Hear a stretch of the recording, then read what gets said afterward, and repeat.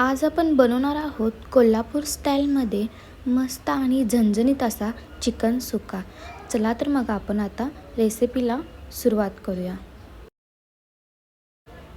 इथे मी चिकन स्वच्छ पाण्याने धुवून घेत आहे। त्यानंतर आपण पातेलं गरम करायला ठेवायचं आहे।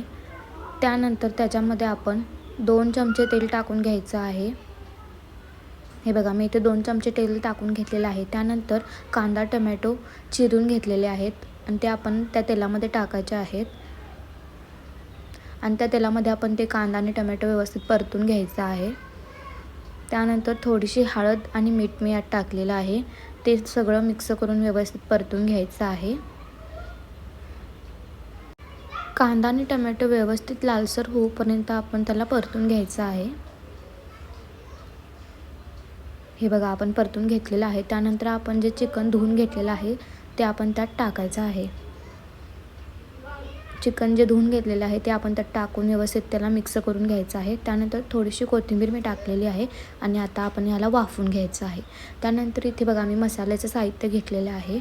खोबरं, कोथिंबीर, अद्रक, टोमॅटो, कांदा आणि लसूण। हे बघा आपण परतून घेतलेलं आहे चिकन।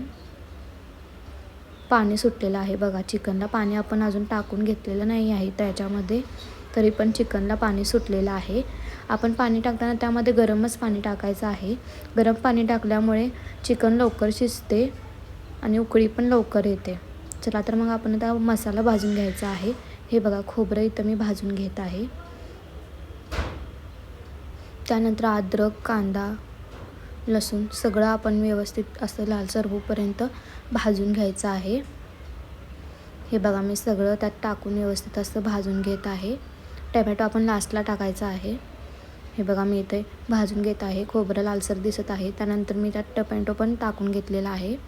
हे बघा टोमॅटो पण थोडं लालसर होईपर्यंत भाजून घ्यायचं आहे। त्यानंतर थोडंसं मी धनं टाकलेलं आहे त्यामध्ये, ते पण आपण व्यवस्थित भाजून घ्यायचं आहे। हे बघा व्यवस्थित सगळं मसाला भाजून घेतलेला आहे आणि आपल्या इकडं चिकन पण शिजत आलेलं आहे। हे बघा तुम्ही पाहू शकताय मस्त चिकन असं व्यवस्थित शिजलेलं आहे।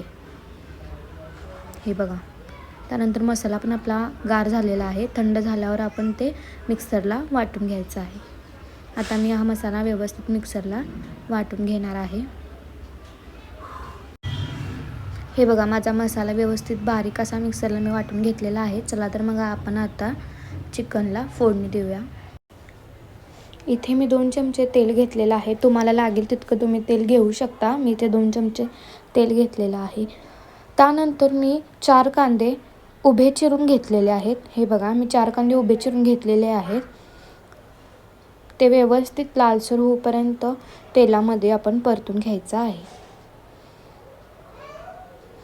पूर्ण कांदा लालसर दिसला पाहिजे। हे बघा अजून लालसर नाही आहे, लालसर दिसला पाहिजे असा तळून घ्यायचा आहे। थोडा गुलाबी तरी दिसलाच पाहिजे। हे बघा त्यानंतर मी इथे मसाले घेतलेले आहे। हळद, मीठ, चटणी आणि चिकन मसाला आणि हा जो आपण वाटण केलेला तो मसाला आहे। हे बघा आपण वाटण जो बारीक केलेला आहे तो मसाला आपण त्यात टाकायचा आहे। तो पण थोडासा परतून घ्यायचा आहे। तेल सुटेपर्यंत असा परतून घ्यायचा आहे। मसाला शिजला की त्याला तेल सुटते। हे बघा तेल सुटत आहे। त्यानंतर आपण जो मसाला काढलेला आहे तो सगळा व्यवस्थित आपण त्यात मिक्स करून घ्यायचा आहे। हे बघा मसाला पण व्यवस्थित परतून घेतलेला आहे। त्यानंतर आपण जे शिजलेलं आपलं चिकन आहे ते आपण व्यवस्थित त्यात मिक्स करून घ्यायचं आहे।